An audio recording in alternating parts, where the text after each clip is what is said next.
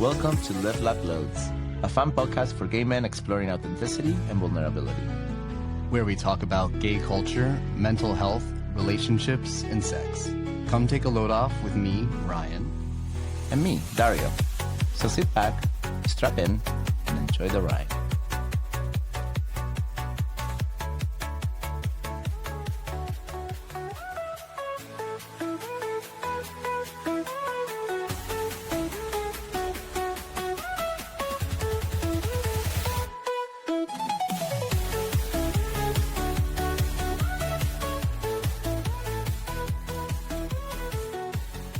Hi, Ryan. Hello, Mr. Dario. How are you feeling? I'm okay. It's been a rough week, but hopefully this will give me a little bit of energy because I've got a long weekend ahead of me. I sure hope so. We have a special episode today.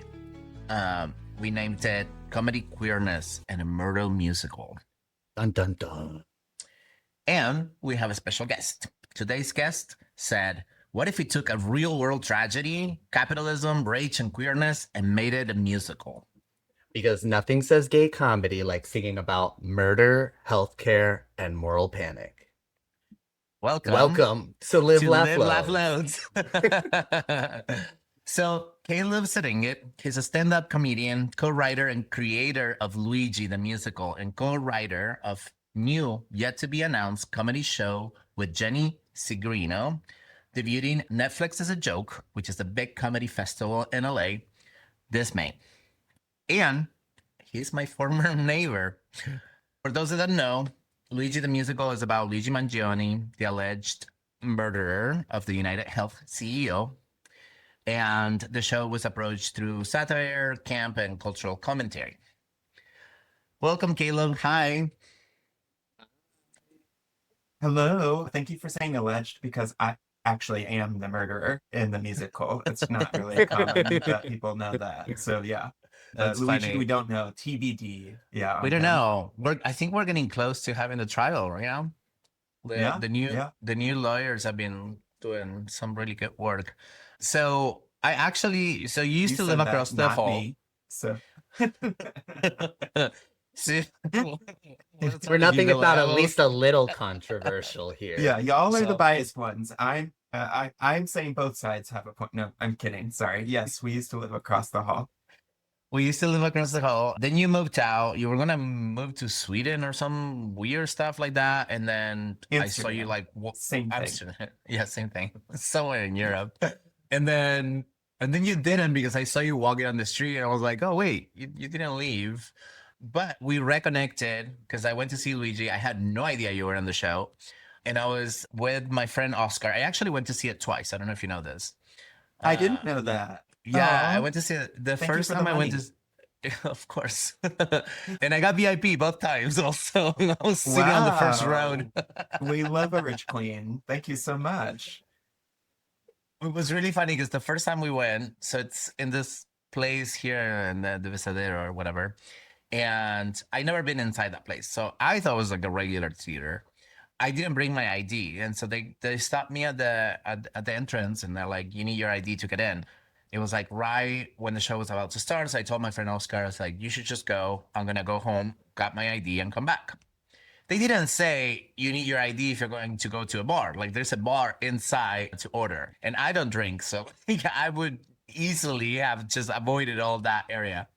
So I come home, I get my ID, I go back, I get in. I already missed like the whole beginning of the show.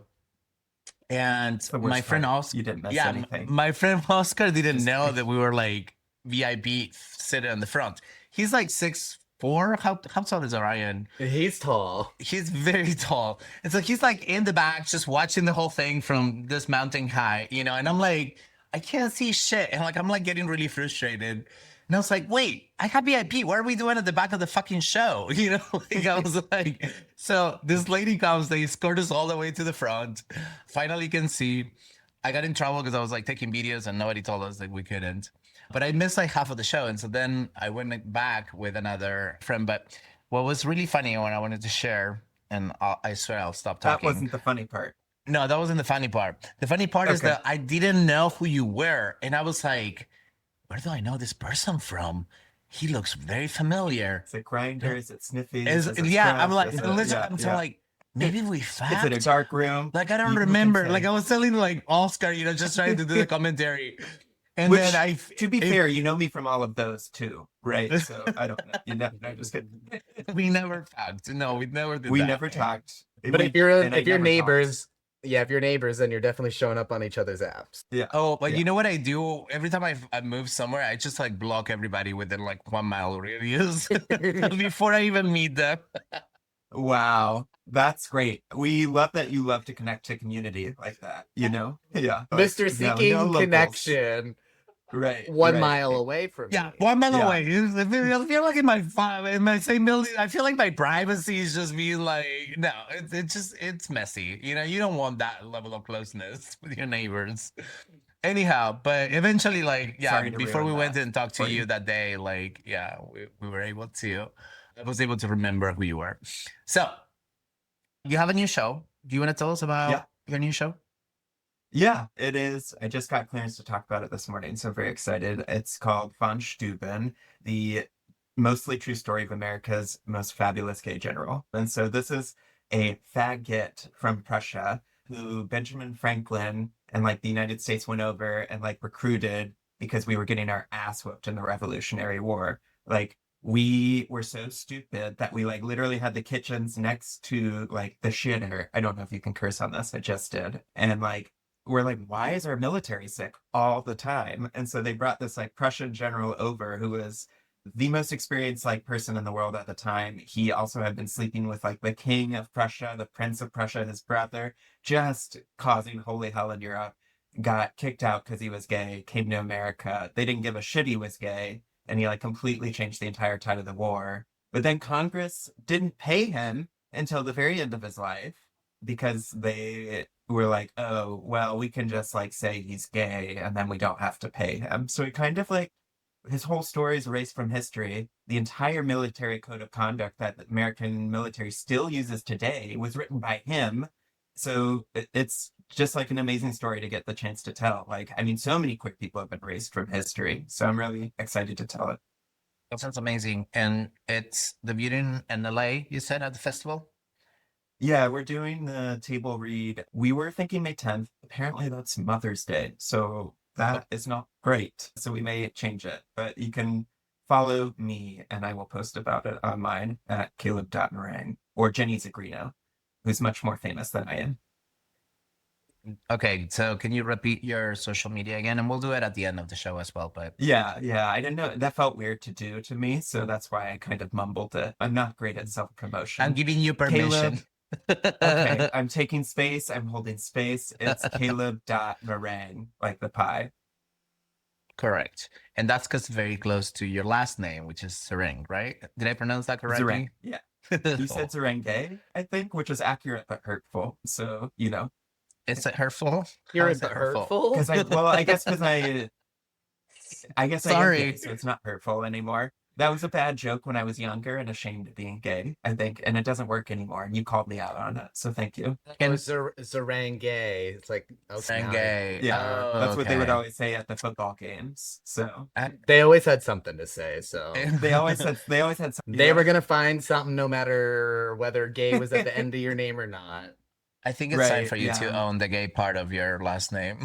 Yeah, I think it's just time get to rid of come the out. honestly, just get rid of the rest and just be Caleb Gay. Caleb Gay. Yeah, Caleb love Gay. it. Yeah, I mean, Alright. I'll do that for you, Ryan. Thank you, very kind. Sweet. You're welcome. I think that's a good moment to loosen things up a little bit and do our little icebreaker to get started off. So today's icebreaker is, what is one thing that shouldn't make you feel powerful but does? I can go first. My hat is making me feel really powerful right now. If anybody hasn't seen it yet, I mean, everybody's seen it. I don't have to explain my hat. For people listening, the hat says, "I'm coming to the cottage." Perfect. It's great. There's already been Um, one heated rivalry party, and there's another heated rivalry rave happening in March. The Which rave? heated rivalry rave. Where are they gonna play the one song over and The over? one song over and over again. Yeah. You're just gonna That sounds- remix the same song for 5 hours. That that sounds crazy. But it's I'm in a down. dark room. So And they're Probably. serving ginger ale. Oh, and like and what was Only it? ginger ale. Cheese melts, Tuna melts. tuna melts. Yeah, that's Ginger ale. Okay. and tuna- This is a I weird have ass to go after party. Dario. I have to go because like I literally Yeah, was going to say please. this, Dario, without your hat. My thing that makes me feel powerful, and I love this for you. So it's like I come out hard against heated rivalry. I don't like it. I'm mad about it, and I feel powerful that I say that to gays, and others have acknowledged it. And I'll tell you why. I loved Boots. Boots was so good, and it was written by a gay Marine. And I really do like heated rivalry. I'm just really sad Boots like lost all of the momentum behind it. And like the queer author like didn't get the thing, and the queer cast, they were so joyous, and then the Pentagon like canceled it basically. So I'm just really bitter that Boots got canceled and heated rivalry got all the love. And it's written by a woman, not a gay man. So I'm so sad for him. So Support that's my thing women, that- successful women too. I know. They Oh, don't we have it do? as easy as we do.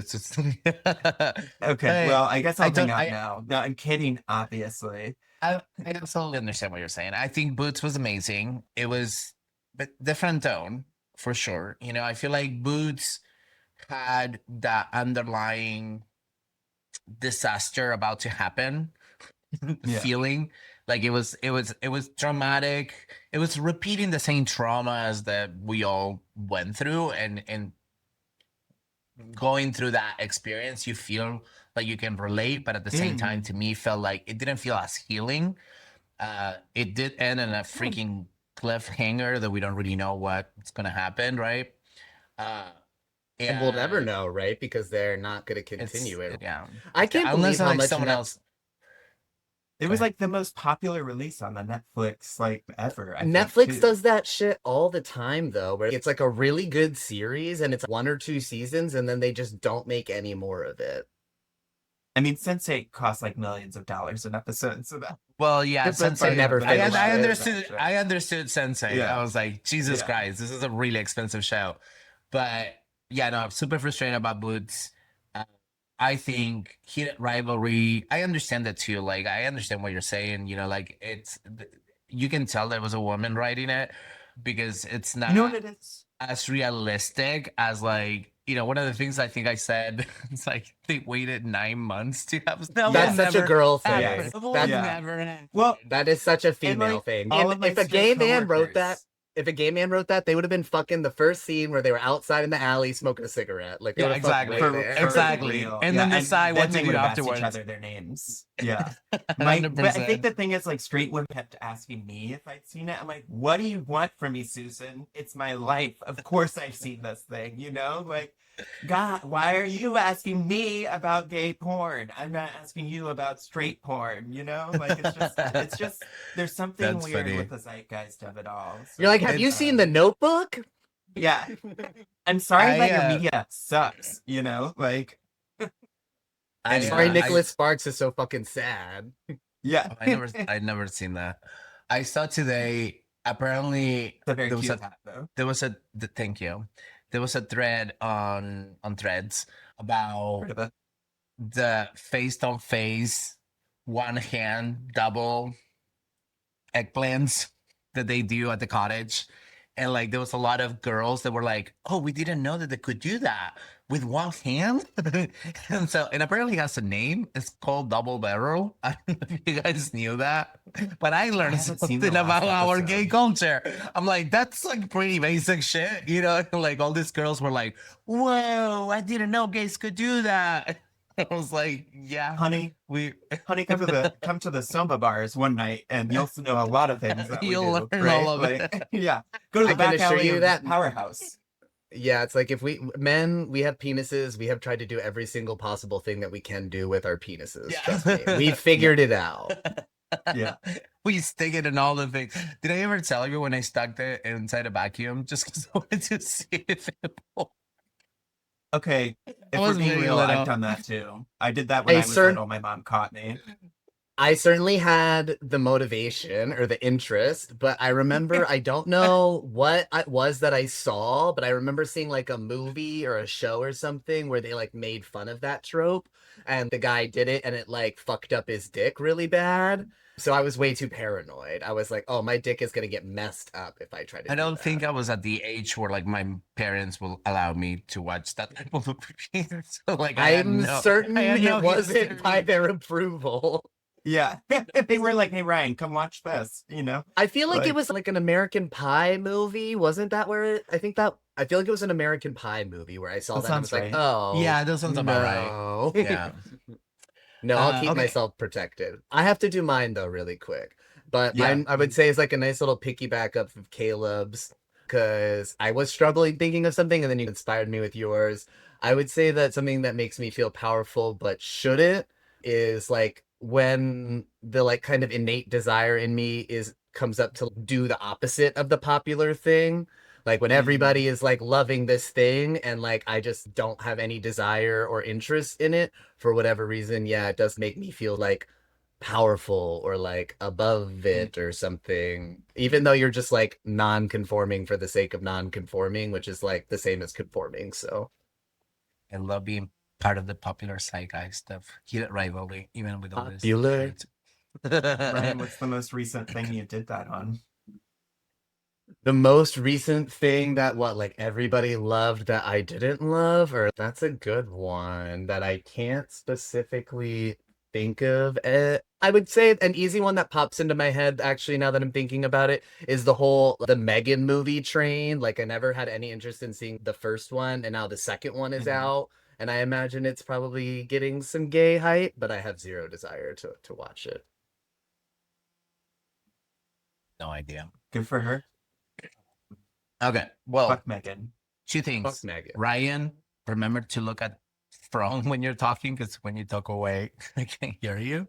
Oh, okay. And then a gratitude prompt. So this is the second part of our icebreaker. Ryan, you wanna? You want me to do this one too? Okay.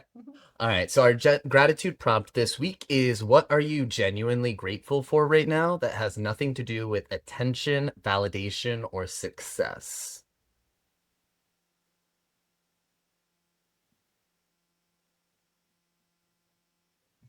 Silence.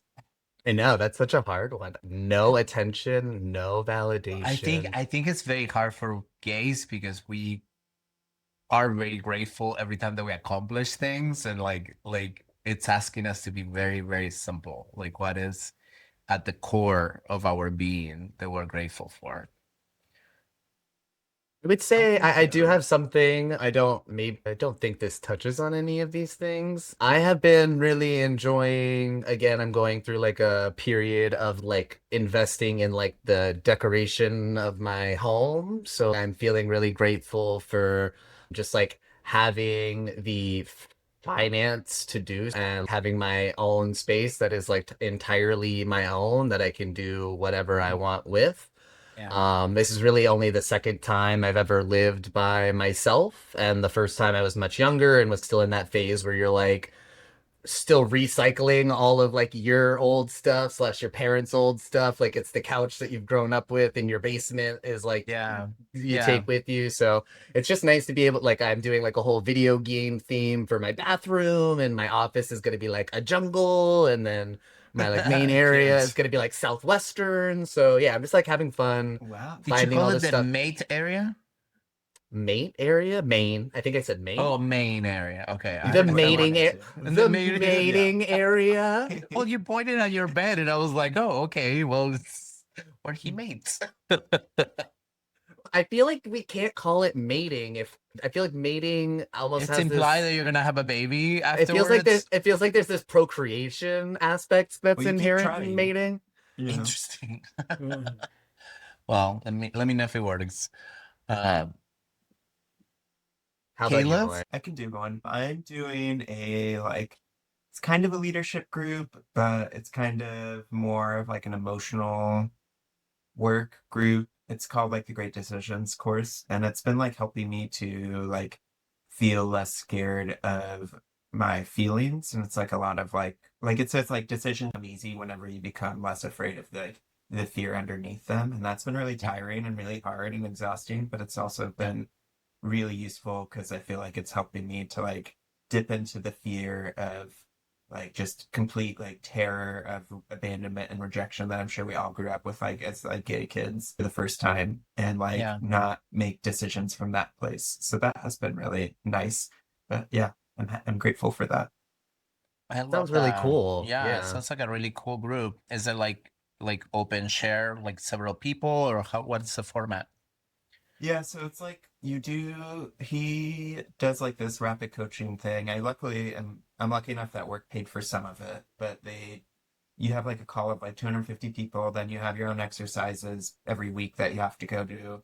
Then you have like a partner that you're paired up with that you work with every week. Mine's Okay. Ben. Love Ben. It's this like straight frankly super hot daddy in LA that I'm just like, Ben, and you have to like start with eye contact. I'm like, Ben, I'm gonna fall into your beautiful blue eyes Oh like no. every time. And then we're just like sharing those vulnerable parts. So obviously, That's so like I sweet. love him. I know he's Yeah. so sweet. And then you do like a group session with like a smaller group. What was weird is I'm all with white men and it's not all white men. So I'm like, uh-oh, what did they do? Like, how did that happen? I'm a little scared because I'm scared around men, like straight Yeah. men especially. So that's Yeah. been an interesting journey to What see is the straight men name of feel the things. what is the name of the process or group? The course is called the Great Decisions course. They do it once a year, and then the program is called the Art of Accomplishment. He's The art of a what? white art of accomplishment. The art of accomplishment. Wow. Yeah. That sounds really So great. I love that. Yeah. yeah, it's Cool. been good. I Congratulations. like it. We love people Thank that you. get in touch with their feelings in this Yeah. It's like therapy plus. Yeah. We are all very supportive of that. Okay, so my gratitude, speaking of, I started a new therapist, so I have two now. This one, I had to have my second session tomorrow, actually. I'm doing it Friday nights because, not Friday, tomorrow's not Friday, Sunday night. Um, because I was getting a lot of like Sunday scaries. And so I figure I'm gonna finish my weeks with therapy now. And I don't know, he's working on a therapy plan for me. I wanted to do a different modality, and so I was telling Ryan that I was trying to do EMDR. He said that he is going to give me a proposal tomorrow about our therapy course of, I don't like that course correction. We're not correcting anything. Like your treatment plan. Treatment plan. Yes, that's right. And so we'll see what we do, but I think it's going to be a mixture of that with some other stuff. So we'll see what he says. But I'm very grateful for that. I'm grateful that I have the opportunity to just keep going deeper into my own healing process and being able to try, new opportunities that I don't have fear of just getting in touch with myself. And I feel like the last couple of weeks have been very radical. I'll have more to share. I don't want to share yet, but like there's like just a lot of change happening in my life. And so I'm very grateful that I have these opportunities to ground. I'm very grateful for the podcast because I think the podcast, for both, I speak for you, Ryan, but like for both of us, it has been really healing, and for me, it has been really grounding. So grateful for all of that. Cool. Well, Let's cry um, now. no, let's move in. Well, I have something Crying's that good. I heard a little birdie told me something about you, Caleb. And we just came out Ooh, I'll of kill it. recording. No. We came out of recording with Ryan a couple of weeks ago. Our previous current episode that is out right now. It's called Abs, Anxiety, and Artificial Aesthetics. And I heard that you have gotten a beautifying procedure. And I'm really curious to ask about it because I've been thinking about this procedure. So, Oh, would you like to okay. share? Yes, I got a hair transplant. That's Oh why I my look God. like a crazy white supremacist right now. Yeah. I don't look like this normally. Oh, you Yeah, don't? I Like, just you had it surprised done. me because you have hair. You have a lot of hair. I, Yeah. I mean, it was missing back The back. here. Yeah, that's my problem Yeah, too. I had been really like actually proud and happy with myself, I'll say, because I've been very open about it. I actually Yeah. just like this hat because I bought it. Want to like not let everybody see the scabs. It's a little gross. They're all gone now, but it's just a cute hat. But Bob, the drag queen, got a hair transplant and was very open about it on Instagram, and that inspired Yeah. me to be open. And so I've just been telling people walking around barehead, and they've been like really curious and like excited about Where it. did So you it's get been it? really nice. Um, in Tijuana. Okay, great. Yeah. Do you mind sharing the cost? Was that something ridiculous, or is Yeah, it like, no, I don't mind. So they had initially quoted me like 8,000, which is like okay? it's a very reputable one. I used AI Yeah. to like comb through a lot of things to see like which one's closest to me. And then whenever I got there, I really liked it because they said you actually need less grafts than we thought, and they gave me like $1,500 back. So it ended up being like 6K-ish. So I was like, that's Wow, that's great. quite Yeah. cunt. I don't, that's very reputable, you know? That is not Yeah. America. Yeah, it's a good Right. thing you went out of Yeah. America. They would have been like, I "Oh, you know. need way more than we thought you did." Yeah, Yeah, yeah, yeah. yeah. Well, so I think like my research has been between like 10 and 15K. So Wow. yes, like you kind of nail it at like half of that. So that's pretty good. Yeah. It was And great. was it painful? I mean, like a little bit. Like they gave. What's funny is like I'm a nurse, right? So I want to know what medicine I'm taking, but that day they like literally just were like pulled duct tape off of like a little cup. It was a very nice facility. This was just a funny part. They pulled duct tape off a cup and they're like, "Here's your medicine," and I was like, "Okay, what is it?" And they're like, "For pain and anxiety," and I'm like, "What is it?" And they just The names. tell me. Yeah. They never told me. I was like, so then I was on the table, I'm like having a Just panic attack. drag I'm it. like, I'm gonna need some more Xanax, please. And they did. See, And you then after you that, clearly need this because you're very concerned about what you're taking. Just take it. Just take it. yeah. I don't do a lot of drugs, like, and I know that like our community Yeah. does. So like it was a little. I don't do drugs outside of therapy. I've done ketamine, I've done MDA, all with a therapist. So yeah. Yeah, I did ketamine. I'm planning to do another session on K. How was your experience with that? It was good. It was when I went through my divorce, whenever I first went through that. And so I was Oh, going through like a really rough time. And that was before we were neighbors, actually. So that's why I oh moved yeah, into yeah. that Because I was building. like, oh, when did that happen? So I didn't know you were Yeah. married. Yeah. So COVID divorce and then ketamine really helped with that. Oop, you got muted. Uh-oh. We Yeah, somehow you got That's muted. okay. How about that? Is that better? yeah, we can hear you. Yeah. I'm so gay that like I was felt like I was gonna die, and the doctor was like, "Go ahead and die," and so I had like the ego death, which was really crazy. But then I came back to life in the Coco Underworld, which is my favorite Pixar movie. So then I was like exploring my life in the Coco Underworld, which I'm like, even then my brain Wow. was like, "You're such a faggot," you know, like you're going through processing. That's that's crazy that you had that level of visuals. Mine was pretty chill, just very much relaxed. I just felt like I was very, very relaxed. Okay, well, Okay, I guess I'm not normal, so that's what I'm hearing. I no, I think like you probably got a stronger dosage than I That sounds like did. that also Yeah. sounds like a really cool experience. Yeah, for It was really reals. fun. Yeah, I mean, I did write a musical, co-wrote write a musical. So what do you expect? You know? So we wanted to talk a little bit about, your comedy, obviously. So this next section is called Comedy Risk and Why the Story. And I wanted to ask, we talked a little bit about what Luigi was about, but when do you think that comedy stopped being just jokes for you and start becoming more about these risky topics? For me, comedy's probably always naturally been that way. Like my family is very funny. They're from New Orleans, and I think like I'm probably the least funny out of my family. They're all like drunk, like Italian rednecks, which is just like a long way of saying alcoholics, right? So like they always get Right. drunk, then they always start picking at each other, and then you see like who goes home first crying. It's always Aunt Sherry. She's not as funny as everybody else, unfortunately, but we love her.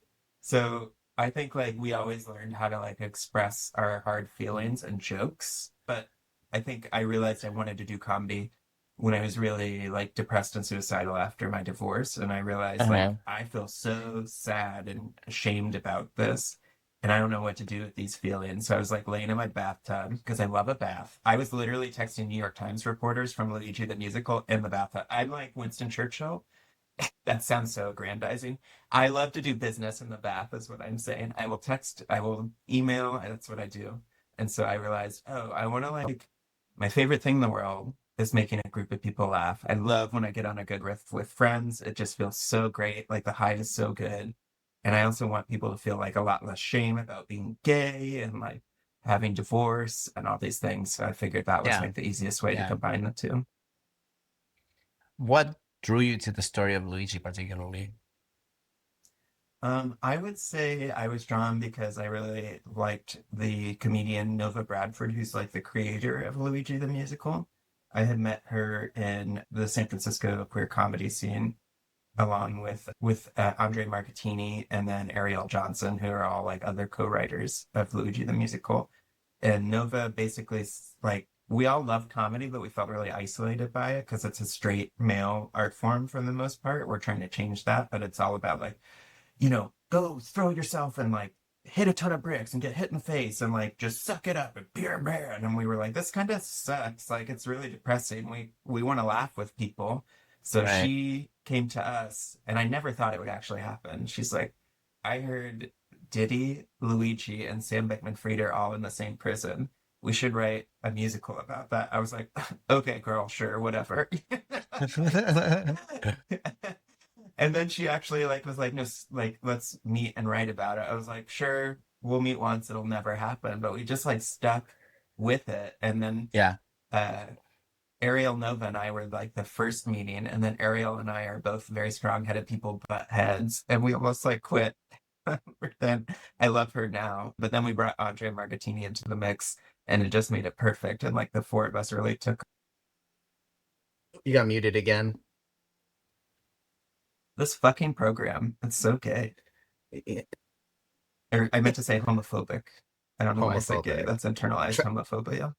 Trying to silence you, which is Yeah. actually a great little segue. And maybe this is just piggybacking off of what you were already saying there, but like, why did like satire feel like a good way to like address this like Luigi issue and then like the trifecta of these three celebrities all in the same place? I don't know if satire like felt like the way to do it so much as like it's just all the language we all spoke about like dark parts in life. Like comics naturally reflects to like making dark jokes, right? Like a lot of the times the jokes you'll see from comics are actually less dark than the ones we will make amongst each other because we have a special appreciation for that. So it just was a useful way for us to explore this insane cultural phenomenon that like we all remember happened literally like right after Trump got elected too. So it was Yeah. just like one crazy thing after another. Yeah. And yeah. I think you guys like nail the jokes so well. I love the like Oh, thank the you. bottoms for Luigi. I saw it, like I said, I saw it twice, and you guys nail every single joke, and like people are laughing, and it's just very, I don't know if it's a San Francisco cultural thing, because you have to. I feel like some of these things, like you have to be in San Francisco to fully understand, especially the crypto guy. Like all of these things are like you can tell, like this is like a very very South culture. But you also been around the world, right? Like, didn't you perform in Ireland, Yeah, Scotland, Edinburgh Fringe Scotland? Festival. Yeah. Yeah. The Luigi musical got performed elsewhere? It did. Yeah. Yeah. Okay, nice. We actually had to swap out our Luigi though. The original Luigi is Johnny Stein, and he's an amazing Bay Area comic Oh my God, too. he's beautiful. Oh my Oh, God, I'm he's so so in love with gorgeous, him. and he's so nice Yeah. and so funny and talented. It's like, God, Johnny, you have to be bad at something. Jesus Christ. And his Is he voice. married? He has a boyfriend. Ah, So, okay, of course. yeah. Everybody keeps asking me, is he straight? And I said, no, but isn't it hot that you have to ask? It kind Like, of I'm gives toxic. vibes. Like I was questioning until he started dancing. I was like, that's not a straight man dancing. Like he's classically trained. Yeah, and Yeah. like yeah, He's an off-Broadway actor. Yeah, his dream was previously to be on Broadway, and then he found he loved comedy more. So, so but we funny. actually cast Matthew Solomon. I just wanted to mention him Yeah. as the Luigi in Edinburgh because Johnny's boss like decided to like reject his time off leave, and he couldn't Oh like quit because he loses health no. care. So we're just like, this is the craziest thing. So if you go look in the Washington Post article, that's like the first line. It's like they couldn't bring in Luigi because he would have lost his health care for like going there. Oh It's just a man. very American story, you know. Yeah, murder number 2. Oh my God. All right. So moving on. Uh, do you think it matters who tells the stories, like queer artists or like straight artists or insiders, outsiders? I got muted again and I saw it. I just generally think like there's still, I mean, the whole point of heated rivalry, I think the reason people love it is because there aren't many queer people in Hollywood still to this day, even though it's been like run by like queers for our entire life, Broadway too. And I think that's the Yeah. other part that I'm really sad about is like the rivalry cast. I'm not sure how to like phrase this delicately. They're not open about like their sexual preferences and things, and some people think that shouldn't matter, and some do. I Is really love. open. He's bisexual. Okay, somebody has come out about it recently. I know they were kind Yeah. of not being open about it. I think that the main stars, I mean, obviously we can all agree that Connor is definitely gay. I was gonna say Connor definitely is out about it.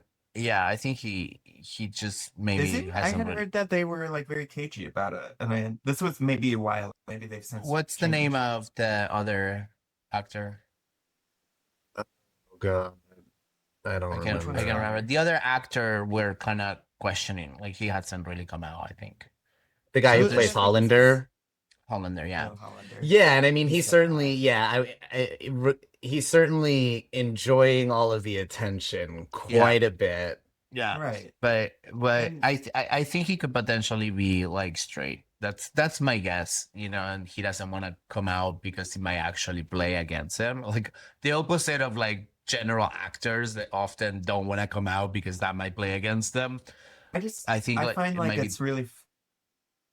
Oh, sorry, I didn't mean to cut you off, Dario. I was just gonna say I find it's really frustrating that like people have to stay closeted to get roles as like a gay male, whereas like you whenever you're Yeah. questioning or like secretive about it, then the world's your oyster. And I find that really, really upsetting. So I think I'm not upset at anybody hiding their sexuality. I'm just really upset at the industry for that like right. standard, Yeah. you know. Yeah, no. Certainly agree. we are as well. Yeah. Yeah, Yeah. and So you know, it's really interesting because I think for actors, I remember, you know, I have this actor friend that always told me it's like they teach you on uh acting school, is that a thing? Yeah, mhm. right? Theater school. Theater school, they teach you to like keep things mysterious because it kind of adds to your charm. And so like, you know, there's the aspect of acting, but also I think like what we're talking about is just like society in general still has a big problem with sexuality, and unless you conform to the masses, then that could be a problem for marketing, that could be a problem for your social media and your followers. And so like, you know, I'm happy for the success that they're getting. I'm happy that it's a story that is uplifting and is healing. I'm happy that it's touching other people, and I think it's the right combination. uh because I think we were talking on the media episode with Ryan that like some of these stories don't get large because they're not relatable to a lot of people.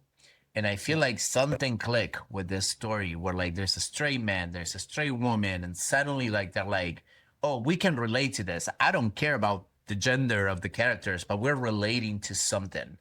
And I think that that's what I love because I think sometimes the gay stories, they're very tragic, they're very specific, they're very difficult to relate to if you're not within that subgroup, which it's not good business, unfortunately, because you know we're a smaller amount of the population.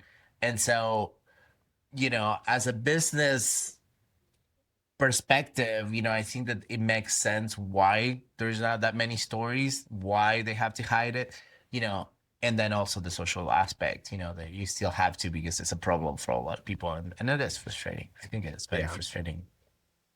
I feel like I'm really interested in challenging the narrative about like us being a smaller market because especially like the Gen Zs are much more like fluid, Right. right? Like and very like open sexually. And I think like the thing I love about Heated Rivalry is like the most gangbuster show like the fucking year is just softcore gay porn, just like butt fucking on TV, which is hot. Okay, like I love it. nobody's not gonna deny that. And like I'm like, yeah, we're all talking about softcore porn at work right now, gay softcore porn. So like, Oh my there's a God. market for it, I and have a that's awesome. coworker messaging me about it all the time. I was like, okay, I Yeah. gotta work. I can't talk to you about like heated rivalry on Slack.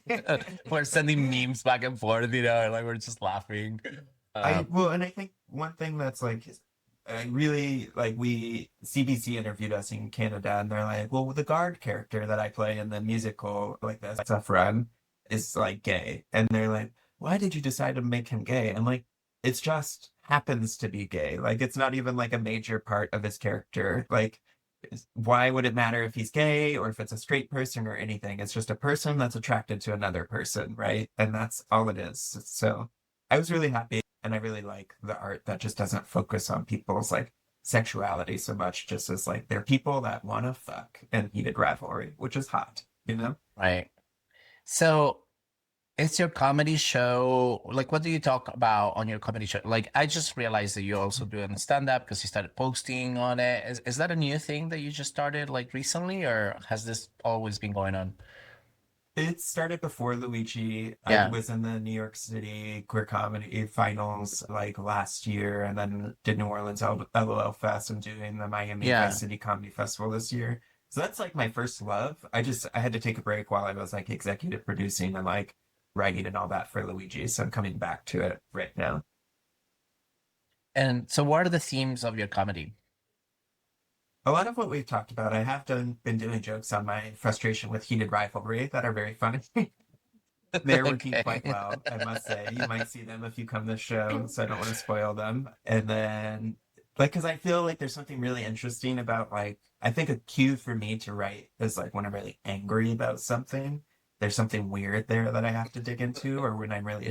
ashamed, or when I'm really hurt. Like, I like to talk about those kind of things. So I talk about, like, growing up gay in the South, having a super homophobic family and dad, possibly gay dad. I talk about that. Oop, you got muted again. You Yeah, get there's muted a lot to again. talk about. It's Dario who's fucking with me the whole time, aren't you? Yeah. Shut up. You're long. Shut up. Shut up. Yeah, I know. Next I go off. question. Yeah. So, like, getting divorced is something like things that I think I would want to be ashamed of. I try to talk about openly, generally. Does it then I imagine that I imagine there's some kind of like healing aspect, like how Dario and I talk about how like this podcast and putting some of our like deepest stuff out there can be really healing. Does that feel like your comedy when you're like writing about these things that are like upsetting you, frustrating you, making you mad? Does it feel like creating a joke out of it and to present to the world do something for you? No. No, I'm just kidding. No. Yeah. 'Cause- No, not yeah. that No, complicated, not sorry, that it's deep. not resonating with me. No, I just like to make people laugh. Yeah, I like attention. But it's weird because I don't know if you all have this experience. I will say things on stage and then people will come up and to me like much later and be like, "Oh, I went through a divorce," or like, "My dad was an asshole," or like, I don't there's just facts about my life that I'm like, "How did they know that?" And my friends were like, "You said it on stage." I was like, "Oh, right. Oh Yes." yeah, I just Yeah. monologued for an Yeah. hour. That's Just told crazy. So everybody like, about so like your material is kind of like fluid when you're on stage. oh, I'm actually trying to go up a lot more with no plan. I'm very good when I'm just on my feet. Wow. Yeah. Wow. Yeah, So it courageous. I imagine it's much more of you have all of these like boxes that you can like dip into depending on Yeah. like how people are reacting to what you're saying. Yeah, I would love to take some improv classes myself. I imagine you have to tap into a lot of those tools when you're like doing your work on the stage. Yeah, I mean, you seem both really good at it. I mean, you have to be for like hosts of this kind of thing, right? So like this is one phrase that blew my mind is like you're doing improv every moment of like every conversation is improv because you're not thinking about what you're gonna say next, right? So like you're always You're doing not thinking improv. about what you're gonna say next? I don't know about you, but I do this crazy annoying thing where I like preemptively go through conversations. It's like a thing that I have to stop myself from doing You all the should take some time, classes honestly. then. Yeah, you should take Yeah, some. yeah. I Yeah, do the so same those thing are too kind of in some of the conversation. topics I'm. Yeah. Go ahead. Oh, you're thinking through it a lot? I do the same thing that Ryan does. Yeah. Like I have conversations with people in my head over and over, or sometimes I have conversations after something happens about how I would have loved to have answered to that conversation, or how if it happens again I would do it again, and I just go into these crazy spirals where I'm just like, okay, well, that's not gonna happen. That's not gonna happen again. I'm not gonna have the same interaction, and so I have to stop myself from like, going into those spaces, because it's not very healthy. I think I I'm think that having the opposite. there's like some component of it that can be healthy to help you process things, but yes, there's like a going too deep into it, and then all of a sudden the next thing you know, you're like really upset again, and you're Yeah. like deep into those emotions, and that's when Yeah. I'm like, okay, I need to evacuate. Yeah. I generally like if I go to that I space, then I think have I to have like. gotten. Are we delayed? I think we're a little bit delayed. You, your face has been getting pixelated on and off, so I think you're back, but I think we might have a little bit of a Yeah, delay. you're a little pixelated for me right now, Dario. Oh, I am. Yeah, same. Maybe I am Yeah. delayed. Well, we'll try this new thing, everybody. Maybe The So, we're all delayed. joys of technology, everybody. Bear with us Yeah. as always. But maybe yeah, you look better now actually already. But so circling back to kind of like the stuff you talk about in comedy, do you feel like there are double standards for what you get to talk about versus what straight comedians get to talk about? Yeah, I'm really angry, but I did a good job this week because I went to a virtual open mic, and like open mics suck. Like they're just where you go to throw the worst shit out and see what sticks, and like it's really so that you don't bomb on stage. And it's the first time I ever joined this thing. I frankly think I was hilarious, and a lot of other people did too. This other guy had just done a 5 minute set on his dick because like that's every straight male comic's like thing is they just talk about their dick. I've never seen people more obsessed with dicks than a straight male comic. I'm like, I'm the gay one, and I'm not talking about dicks at all up here. Like, what? You can try them, people. They're out there if you want, you know? So I do this like set, and there's a lot on the heated rivalry stuff. There's a lot on like secret gay Republicans and things like that. And then this comic, like everybody else was like, that was great. Maybe consider this, just try this. All the women were super helpful. And then this guy's like, yeah, it's just a little too gay for me. I don't know. It's not relatable, you know? And I'm like, Dude, so all I then did was right talk after, about dicks. What do you mean? yeah, that's, I'm like, what is, where he talked about like women are strippers, you know what I mean? Fuck bitches. And I was like, okay, bro. So then another gay comic just happened to go right after me. And then like after his set, I raised my hand. I'm like, I'm so sorry, Mark. That was just a little too gay for me. So you're gonna have to tone it down. I think it's just such a crazy critique to be like, I feel like all you talk about is gay stuff. I'm like, I'm a gay man. It's my life. It's a whole world. It's a whole universe. Like, what is wrong with you? You know, like, why am I not allowed to talk about my life? so where do you feel like you land between like clean versus dirty comedy? I wish I was clean. That would be a joy. I Why? don't do well with rules. It's because my friend tells me that you're more successful if you're clean and like you're gonna get booked more, but I don't really Can we think. define clean and dirty comedy, maybe? If there Sure. is like a kind of set definition? My understanding of clean is you're not talking about like Yeah. Oh, you're muted again.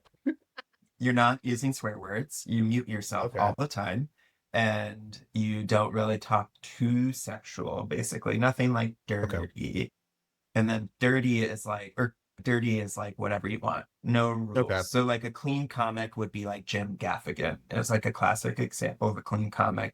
Maybe a Jerry Seinfeld, a more like kind of whatever they want comic. Jordan Jensen is a really well-known one, or a Michelle Wolf. Jenny Zigrino is a more like kind of whatever she fucking wants comic, which I really like, and that's why we get along.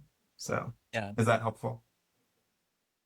Yeah, definitely. I love Michelle Wolf. But yeah, no, that's helpful. I think just because I wasn't sure if there was like a specific, and obviously I think there's like obvious answers to what's clean, what's dirty, and I guess I was curious as to yeah, if there were specific industry definitions to those. But circling back to Mr. Only Talks About His Dick, do you think that there's based off of your Thanks, Iggy. experiences and based off of your experiences doing queer comedy, do you feel like there's a reason why like your queer oriented jokes get policed maybe a little bit more? I think I think people are still so like uncomfortable with the idea of like we like dicks in our butts, to be honest. Like I think it's just really like people want to get murdered. Like, why do you want to murder me because I like a dick in my ass? You know what I mean? Like that's like the craziest thing in the world. There's entire countries that just want to kill us because that's what we want. And it makes people so like freaked out about the concept of it all. I think it's also women struggle with this when they're talking about like, menstruation or their vaginas and say like all that kind of stuff. It's like these topics that aren't in like the set normal male culture. And so it's really frustrating. That's interesting. We're working on a script for our next episode, which is going to be on masculinity and obviously patriarchy and all of these things. And I think like one of the things that just been coming to mind is it's just the pyramid structure of like male, straight, white, and how it just kind of sort of like each step below, like you get less and less and less closer to patriarchy. And like I think for gay men, we have received the gift of being male, but decided not to exercise it in the same way that patriarchy does. And I think that that's where the hate comes from. It's almost like we um, we betrayed the patriarchy by having the right body, but not following the right set of rules to power and using that power, right? And So and just that's where my thoughts have been recently on all of this, right? And that's also like where we as like a culture, like gay culture, we also bring some of that patriarchy because the bottoms and the bottom shaming comes too because again you're the receiver and you're not the one doing the fucking, and so there's this hierarchy between tops and bottoms as well, and there's all this bottom shaming and all that stuff. And I think it's also kind of things that we trickle down into our culture as well. um which we Well, I frankly think love the bottom shaming as a bottom. No, I'm kidding. Sorry. That's it. But you have to do it with consent. That's what matters, right? So what shame bottoms with consent. yeah. Look, I'll Is give it people okay if I just consent make for fun that. of you really quick? Yeah. Yeah, yeah. Go really personal. Yeah, Yeah. I really like that. And then just circling back to the like why queerness gets, I imagine there's also just a really simple component of a lack of exposure. If you're not gay, the amount of gay content you get exposed to is like this much. right, So yeah, when you see anything that like falls out of the parameter of this like single grain of like sugar that you see, it's oh, that's crazy, and like they yeah, have to reject it. And then, but I do think that there's also certainly with straight men, I think you hit the nail on the head, Dario, that there's this kind of component of, and we've circled back on this, I think, earlier in other episodes too, of our not conforming to the like masculine standard feels threatening to right, them in some way, right, shape, or form. Like, how dare you not follow the rules that like everybody that I have to follow in order to be acceptable? right. Um, and And we also know that the people that actually are homophobic, the straight men that are homophobic have more likelihood of being or having gay tendencies themselves. And we are also reflecting something that they can, right? Like it's like we chose to lean into our desires, our freedom, our joy, our things that makes us happy, our getting our needs fulfilled, while you chose to repress and hide. And so now the reason why they just don't like us in that way with that level of intensity, right, is because they don't get to experience that. And we're showing them it's like you just created a reality for yourself or you're really, really unhappy. And so now we threaten, your own belief system. We threaten, how you chose to follow your own values.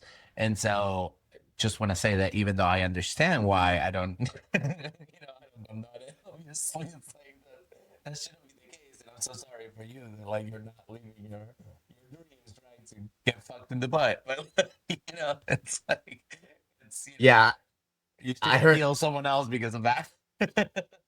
I heard the most amazing little soundbite on social media recently where Yeah. I'm quoting Caleb. It was the people out there who think that sexuality is a choice are the people who have already made a choice. So everybody out there who thinks that being gay is a choice of yes or no, those are people who have already made the choice of yes or no, I don't want to be gay. And that's why they think that way, because they're like, oh no, I made the choice, so everybody else should be able to make that choice. And I was like, Right. wow, Yeah. that hits hard. Yeah. You know, Yeah. you're So- kind of helping me connect the dots with why I have such like a strong reaction with the heated rivalry versus Boots. Like the thing about Boots that like I know it dealt with like kind of the suppression and stuff, but he also felt really accepted by his friends and like eventually supported by his platoon and things. But I think seeing the cast really embrace their queerness on social media where they're like making out, they're licking each other's faces, they're in like jock straps and marine uniforms. I'm like, I've never seen like somebody look so happy on like in like as a queer actor and just really embrace that. They look like my best friends, like out at a party just being messy little faggots. And so like the fact that man, I lost my train of thought with it. Oh no, where did she go? Um I don't know. I think it's just really sad that straight men can't see that kind of joy in their life. That's not where my thought was going, but that's why I'm having such a strong reaction to the Boots versus heated rivalry is I just want us to be able to like be open and happy about that. Oh, and that's why I'm leaning into it more in my art because I want to express that in my art more. Like I want that energy of like I'm happy, I'm gay, I'm a huge faggot, and like yeah, like I feel like we all grew up with this message of like don't be too gay, right? Don't be part of the scene, things of Right. that nature.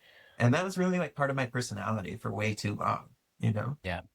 And I that's feel like still even like rampant, I feel like in adult gay male culture is don't be too Yeah. gay. There is still a like a hierarchical preference of masculinity.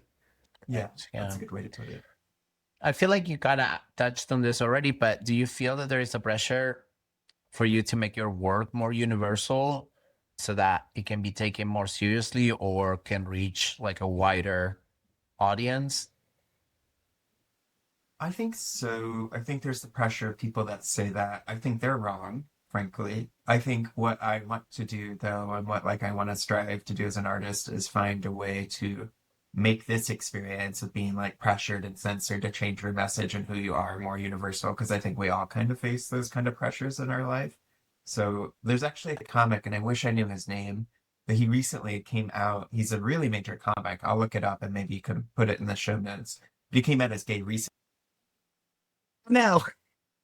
He has a very successful career and he's gotten really famous and he talked about his wife the whole time. But guess what? It was his partner, his male partner the entire time. Oh, crazy. Yeah. Wow. That And sounds like me in it's high school when I lied to my mom about dating a oh. boy and I had like this whole woman that I created And my Dario is the comedian. fantasy. Yeah. No, yeah. But I think Jessica, he or what was her name?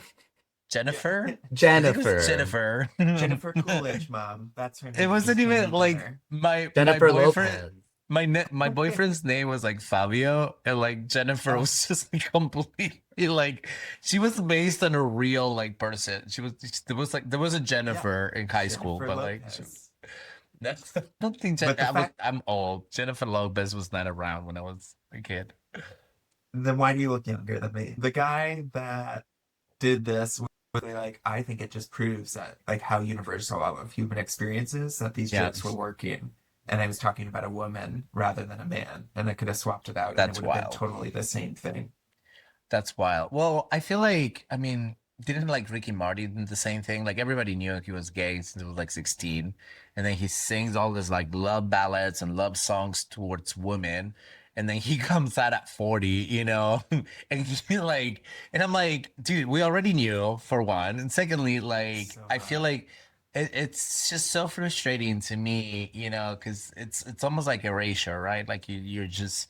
I was frustrated for him to come out so late too, because it's like you have a platform, you have the ability to start normalizing this for Right. everybody else, but you chose to hide it, you know, to make it dark and to make it mysterious and to make it wrong to be out in the world and out there, you know, and you know, again, it was a different time, and I'm glad that we have so many gay artists, you know, that don't hide it. Did you guys hear that Sam Smith is going to be playing here at the Castro Theater?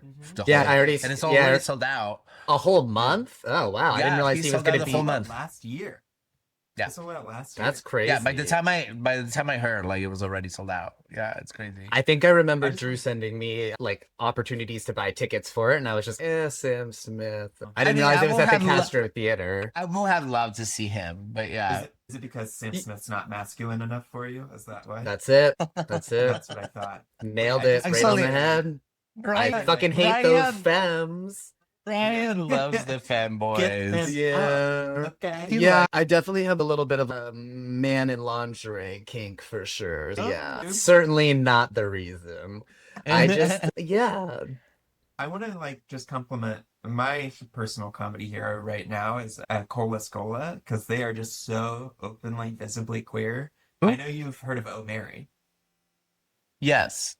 Yeah, Cola Scola is the writer and the originator Oh, of the role in okay. Oh Mary, and so they have been very openly non-binary in like a very hostile world and environment, and I think it proves that you No, she. super queer Jesus and super Christ. successful. This mic will not silence me. Okay. I know. I Um, wonder if it's like your headphones or something, like is like I getting don't jostled know. and muting. That's crazy. So, Oh Mary I is don't know. coming to San Francisco, yeah? This It season, is, I yeah. think. Yeah. Yeah, Yeah, I'm And so excited to go that's- see it. it's one of the funniest I don't things I've actually ever seen. know if I know what it is specifically. Oh Mary is a play. It won like a lot of Tony Awards at some point. It's And just a when it was pure going comedy. Not a musical. Yeah. Oh, I thought it was a musical. No, and it's about the concept. What if it was the way that like Cola Scola wrote it from an email they sent themselves like many years ago? That was just like, what if it was better for Mary Todd Lincoln if Abraham Lincoln died? Like, for life was better afterwards. And he actively did, they actively did zero research on Mary Todd Lincoln at all whatsoever. It's just complete To make chaos. all of it up entirely. That's It's amazing. complete insanity, and it's so funny. But they're openly queer, so we need more people like that. So I think it does Yeah. matter. Yeah. Okay, so for the next section, we're gonna do quick fire. Ryan, we should do like Pew, pew. one question each. Okay. We're not really good. We just actually We stole this. Yeah, we stole this from Okay. No Madame. Thank you. Shout out to the boys. We Shout out. got interviewed by them, and that episode will come out in February, I think. And we're February probably going- 14th. I think it's their Valentine's Day episode. Yeah, and we're gonna have them also on our podcast. We're working those details as well. So shout out to them. But they did a rapid fire, which Ryan and I absolutely failed because We slowed it way yeah, down. we were not good at just giving like one word answers. Okay, and But I we'll will. try I'm to- hearing the direction. I'm hearing the direction. I'm getting the hint. You can give us a little. Oh, I was just gonna nuance. say like we're a little bit more fluid, like you don't have to be like super quick. But yeah, instinctive answers is I think what we're looking for. Okay, here we All go. right, I'm gonna start and then we'll do one and one, Brian. Okay. Guns. Sorry, are we All starting? right. Ready? Go. Bathhouses, terrifying, liberating, or misunderstood? Terrifying but hot. Fine, but hot. Do you want to add a little snippet to that? No, No. All right. I think it speaks for See- itself. Yeah, I agree. 100%. Terrifying, but hot. Are we all answering or just him? Oh, I don't know. I thought he was just answering. Are we all? You I was just have the agreeing. rules. I was just We have agreeing lost with the his plot. answer. Oh my god, I don't know what we're doing. I'm panicking And now. the rapid slows way down. Yeah, yeah. So, did you agree with the same answer then? Because I was confused, Ryan. That would be my answer. If we're all Oh. answering, it would be terrifying but hot. For me, terrifying, but I will never step on them. Yeah. I'll stay away. I already done it. I don't really care about it. Yeah, see, I've never done it, so I still want to. Oh, yeah. I've done Sounds it. like fungus. I don't know. Like just, I did it this that's year. really? I did it like Last 15 year. years ago. I Yeah, never me and went back. Scott are talking about like trying to go to Steamworks. Yeah. find it I went to really- Steamboats like 10 years ago, I think. I That's the found one it in Oakland, right? really- I think It so. was kind of healing and opening for me, so I enjoyed it. I bet It's it always was opening. God, I left an opening for you. There's another opening. Next. So many openings. I Go, know, Ryan. they All always right. say. Fear of talking to hotties, trauma or fantasy? Fear of talking to Trump. Drama or fantasy? I don't get Yeah, is your fear of talking to hotties because of trauma or because of like the fantasy, like creating pressure? Oh, I grew up really overweight, and so I think I still have that in my body. So trauma, I guess, is the short answer on that. Yeah. Yeah. Yeah, I was a Fat chubby kid. kid too. Yeah, ex-fat Yeah. kid can relate. Sometimes it's funny because I had a over chubby phase and then an overly skinny phase, and somehow I simultaneously see myself as both of those people. I do not see the toned fit person that I am today. It's always a little too fat or a little too skinny. Well, you look But amazing. We have to Thanks. say right, that. but Ryan, you don't have fear of talking to hotties, do you? I get Uh, butterflies, but yeah, I don't know that I necessarily have fear of talking to yeah, hotties. yeah. I don't think that If that's you're not part of the. interested, there's somebody else who is. Okay, sorry that you have self-respect. Sorry, we don't have that. Okay, yeah. Some of Come to us the do comedy podcast for. more. Come That's to the funny. podcast more. You can heal. All right, mismatch sexual needs and relationships. Work through it or walk away. Well, I'm currently working through it, so that is the answer. We'll see if that stays long term. Yeah. Nice. What about you, Ryan? Mismatch sexual needs and relationship. Work through it or walk away. I certainly would try to work through it. I guess I have a hard time as a person who is like interested in like an open relationship as like kind of the The goal. base foundation, yeah, Yeah, I don't I feel like I would have a hard time envisioning a world in which I guess the way that I think about that is like if I was would a never be a strict problem. yeah, it's hard to imagine. The only way that I could imagine it coming up if I was strict top or bottom, also dating a strict top or bottom. That's the only place where I would Hmm. get a little. But verse boy, if Yeah, you don't want to do one or the other, can I go get it somewhere else? Yeah, yeah, interesting. Huh. yeah, yeah. Me and Ryan are very opposite on this because as a strict bottom, like I just will never date no verse, no bottoms. So No yeah, I don't verse. know. Interesting. Hot I take. do, I don't like the energy that it creates.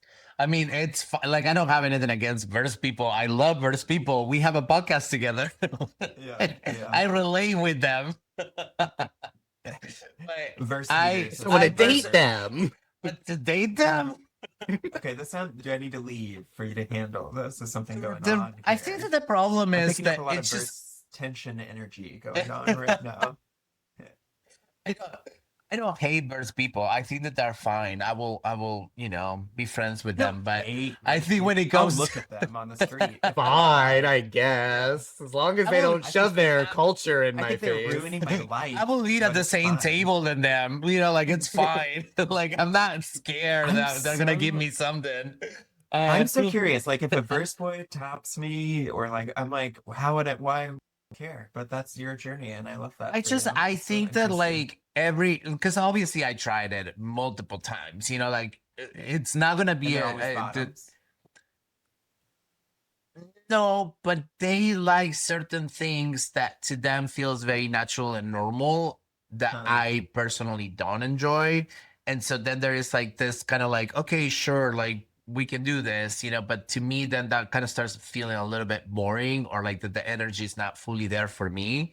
And I think that when I'm like with the other polarity of a total top or a Mhm. burst top, even, like just the polarity feels more natural and more organic. And what they enjoy is what satisfies me, and what I enjoy is what satisfies them. And there's not this like part where like they want to like do things that I'm not super into. I'm generally Yeah. pretty much into all of that. And so I think that that's where like the energy just sort of like levels out a little bit too low for me when I know like how hot sex can be, and then it just kind of sort of becomes like lukewarm with the person. And but then I also have had a lot of like live verse person where like they're like just actually bottoms, but they don't want to say it because maybe internalized homophobia or bottom shaming. And Yeah. so like I also have had some of those where I'm Mm. like, yeah, like what did you think was gonna happen? Like suddenly, like, I came clean from the very beginning, like you thought that like maybe I was like Both literally and secretly a top, metaphorically. like I'm not gonna do that. So anyhow, I Came Clean from the very beginning is great merch for you, just so you know. Live, laugh, Yeah, mine loads. is Come clean. Come Clean. And then you can play the Hillary Duff song. Get the license for that. Okay? Come with a you clean. Yes. Oh my God, Mine that's is more fantastic. like That's like our Well, that's season interesting. 2. I Come think clean. I think we need to do more. Season 1 was definitely like take a load off, and we Yeah. need to do that. You know, I think we need to like have some shirts done.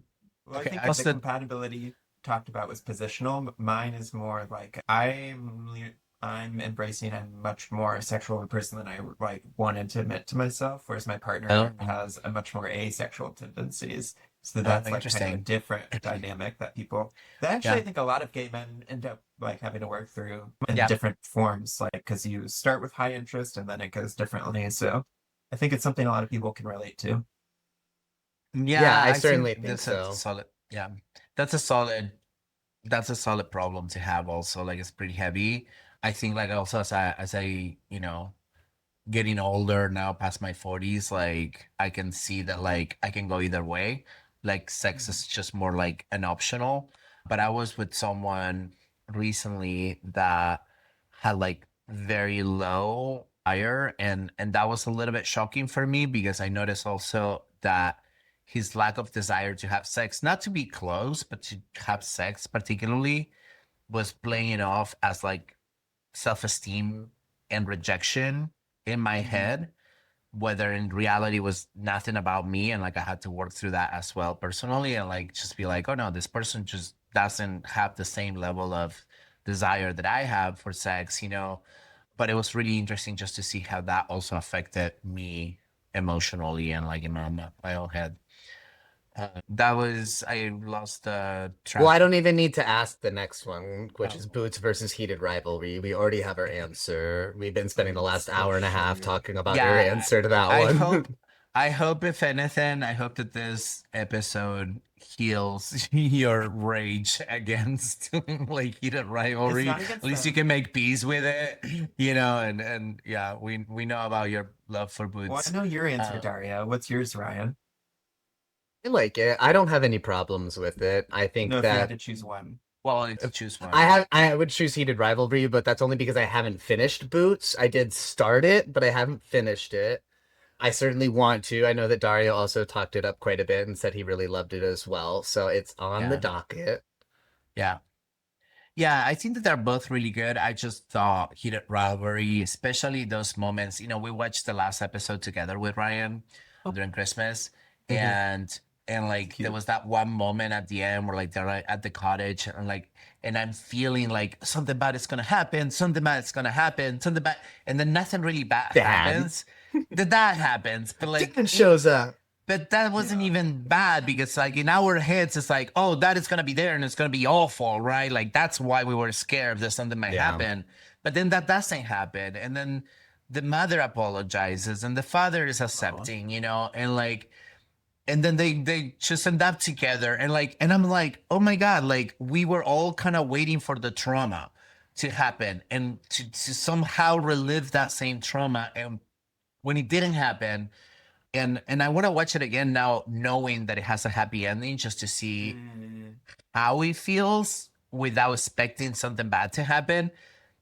But that's the part that, like, to me was different. I was like, oh, I've been waiting all along. Like, it made me really aware of how, as gay people, we're waiting for the other shoe to drop and to, like, Mm.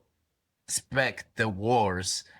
And when it doesn't happen, actually the nice thing happens. I think that's something there that we haven't really experienced in gay storytelling, a lot.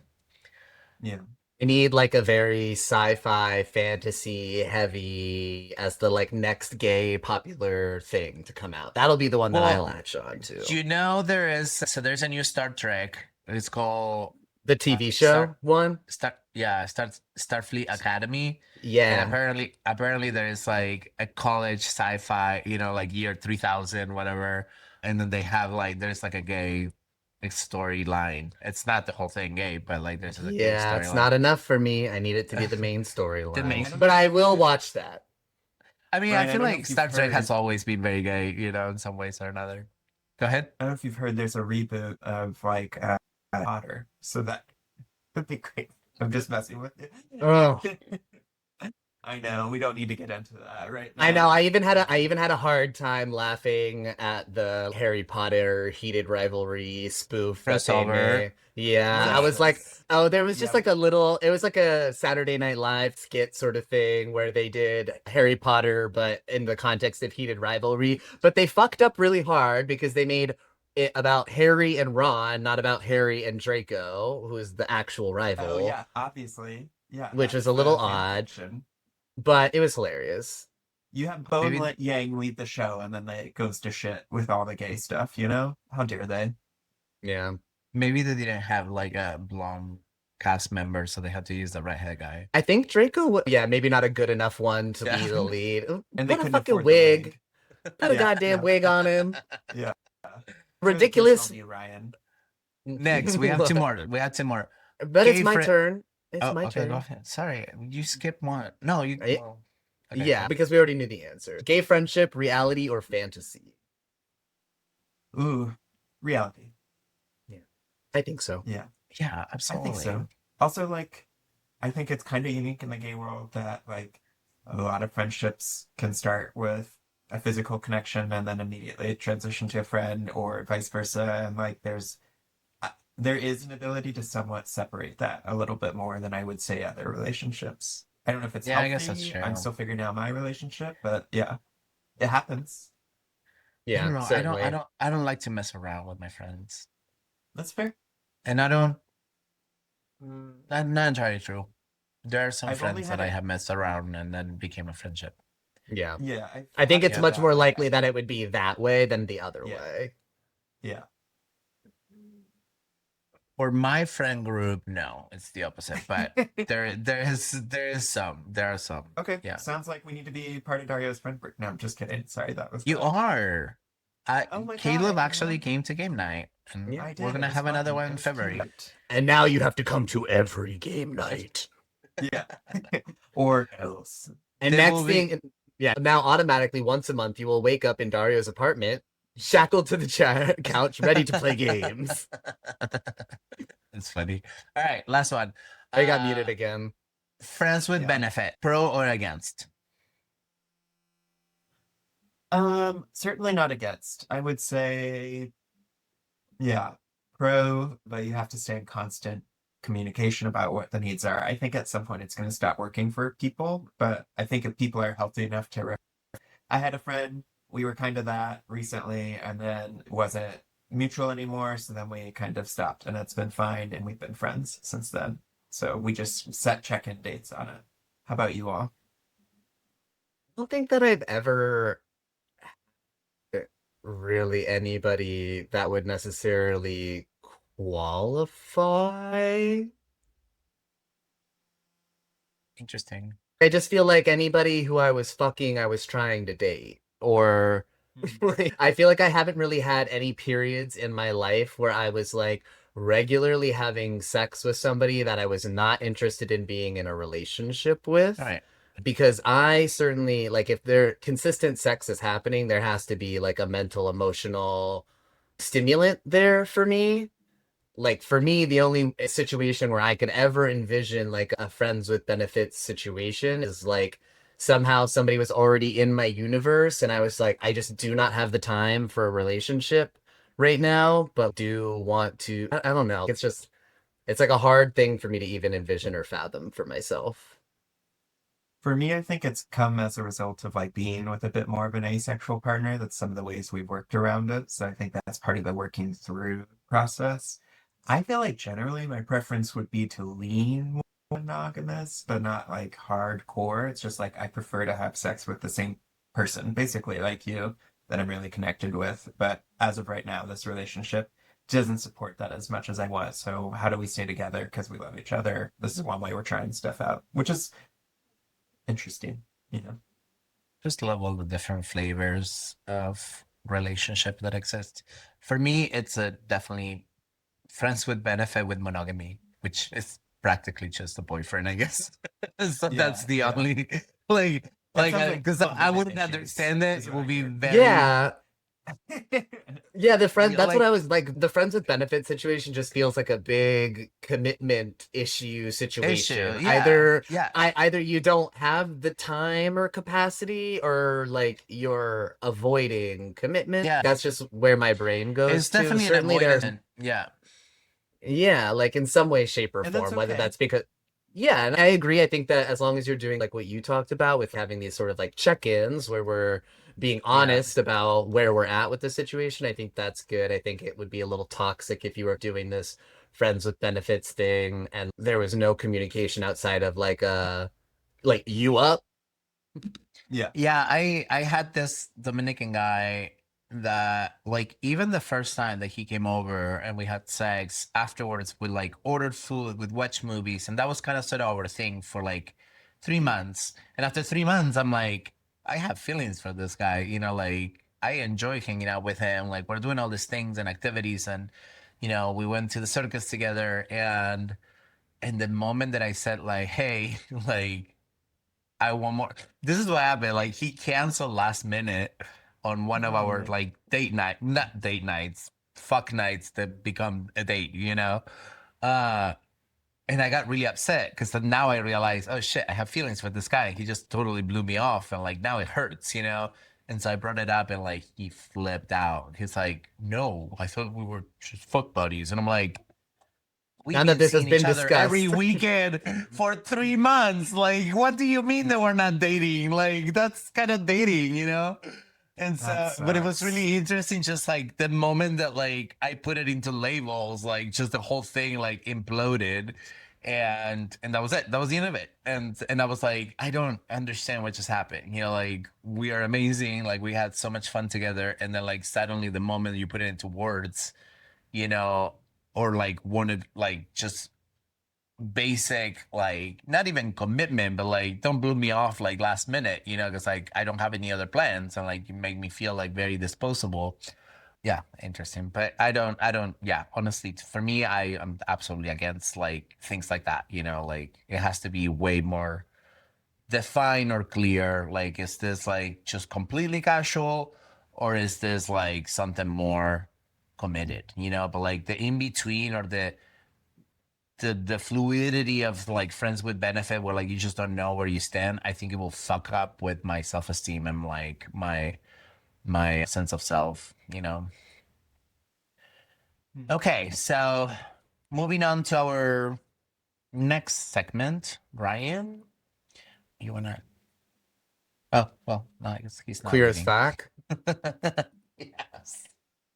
Wait, are you Very, talking about our very. queer as fuck? Because I can't read the thing. I Yes. can't see it. Correct. That was our next segment. And I thought you were gonna like say it with like our next segment is queer as fuck, but you said it with less enthusiasm than I expected it to. It's fine. You can cut out everything Uh, before this. Our next segment, queer as fuck. Perfect. Nailed it. There you go. You got it. so we Soundbite. have Yeah. There it some is. questions Ask that for what you want. you wanted to ask us these questions to us. So we left it kind of open, and I think you have 3 different questions. Caleb, do you remember the questions? No, I like to. Great. Okay, but I want to read them. I have them written if you don't have them in front of you, I see but them. generally this is Okay. for questions from our listeners, but you kind of wanted to ask questions. So Okay. So the first question, this was from the listeners, I think, more. What does healthy sexual exploration even mean in a world that never stops sexualizing us? oh, that's right. That is from listeners for all 3 of us to answer. So I think that Hmm. it is to me, what I'm hearing in that question is like healthy sexual exploration is like you exploring your own interests because they interest you, versus I think it can get toxic or uncomfortable when you're exploring things that maybe like you feel some sense of pressure to be interested in some way, shape, or form. Like I think about circling back to like bathhouses, terrifying but Yeah. hot. Like I think there's this interest there that I don't know if it's really for me or not. So it's like one of those things where it's, I want to try it once and then I'll gauge how it goes off of that. But I think that I went through this process in the last couple of years where like I was feeling uncomfortable in these gay party spaces because there was this sort of like expectation to participate in that space in a certain way, and I didn't ascribe to that or want that in any way, shape, or form. And then realizing that has opened up the door to now here are the things that I am maybe interested in doing. And like I also have this like partner now who's like very open and communicative and feels like a very healthy, safe space to explore some of those things. It's Yeah. interesting. Game night? Your partner? Yeah, Scott. He was sitting right next to Scott. you. Oh, okay. Yeah, he was lovely. Yeah. Such a sweetie pie. He's love. Shout out to Scott. I actually can chat about shout out You want Scott. to shout out to Scott? I did therapy recently kind of on this particular, but like I was sex as a way to like cope with feelings, which I think a lot of gay men do. And so like using hookups to like help with anxiety and like depression and stuff. That helps you And with I anxiety? think like from You know, Yeah. wakes me way more anxious. well, it Yeah, makes I me feel like that will relax, just so- drive me insane. I think you're Wow. having sex wrong. So no, no, I'm just kidding. I'm sorry. That was a bad joke. Yeah, it's like a release valve. Yeah, for me. I can see. Yeah. I can certainly see that for sure. I think that there's like there's kind of like two categories. There's like the people who like get off and get relief from that process, and then there's like the other like me and Dario I think are both in the other category where that creates anxiety and animosity in me to try to Fun. go through the efforts of hooking up with somebody who I don't know or I don't have a connection with. Yeah. Well, I think what we ended up like, so I have like a joke too, where it's like, I like this new type of therapy, it's all focused on like reducing rumination. And I would like, ruminate on things we would all think about, like dick, dick, dick, peanut butter, more dick. Cause like I would binge eat and like use sex as like the release valves. And I think they're connected. And I had a therapist that was from Sweden. And long story short, she's just like, I'm very open-minded, right? Like it's really a matter of like, are you doing this because you want to do it versus like, are you doing it to not feel your feelings? And so like now I feel a lot more confident, like, I want to have sex and it's not to like reduce stress or things like that. And my partner's not available and I have somebody that I trust and like is nice for that versus like Right. I'm really stressed or depressed and I need something to pick me up. So for me, that's how Yeah, I something to like how distract. myself healthy. I mean, and I'm not perfect. I'll still do it sometimes to like relieve feelings, which I want to be open and honest about. But a lot more of the times Yeah. it's like, oh, what do I feel today? Is this because I want to? And then it feels way better when I do it from that place. Right. Well, So but that's the healthy that's the thing with exploration. like healing in general. Like you don't heal overnight and then suddenly you stop doing the things that were unhealthy before. You just literally continue doing and you do better every single time, and like you bring more awareness into the actions because, just like sex, which can be a numbing, um, you know, it can be food or it can be, obsession with video games or it can be an obsession with like drugs or cigarettes or alcohol. Like there's so many ways like you can do them with intention or you can do it to escape your feelings. And when you do it with escape your feeling, that's when it's damaging. And it's mostly because you're not feeling something and you're covering with something else.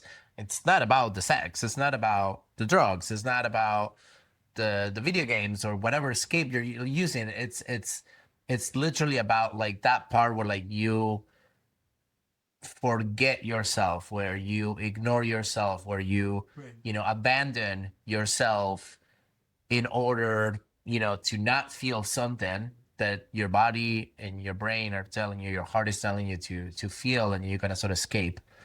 So I think you're fascinating to hear that you're healing and that you're going to therapy and that you're doing better and that you're actually enjoying, having sex because now it's about the experience and it's not about like escaping, right? And I think that Yeah. that to me shows progress regardless.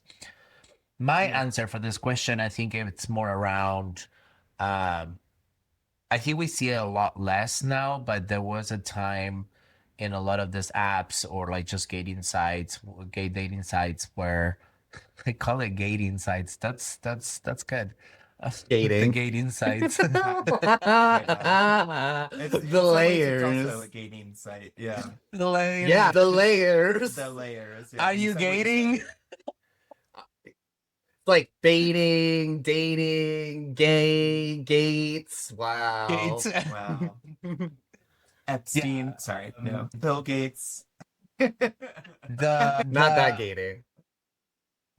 No, not him. That's him, not us.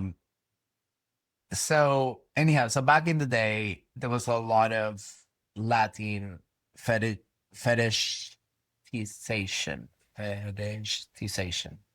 And I remember, like just going into these websites and a lot of, profiles will say things like, I want to fuck a Latino guy, or like really only into Latinos, and there was this just very unhealthy like sexualization approach to it. And I don't think I realized it at the time. Like I will be like, oh, I'm one of those. Like, let me be part of your fantasy, right?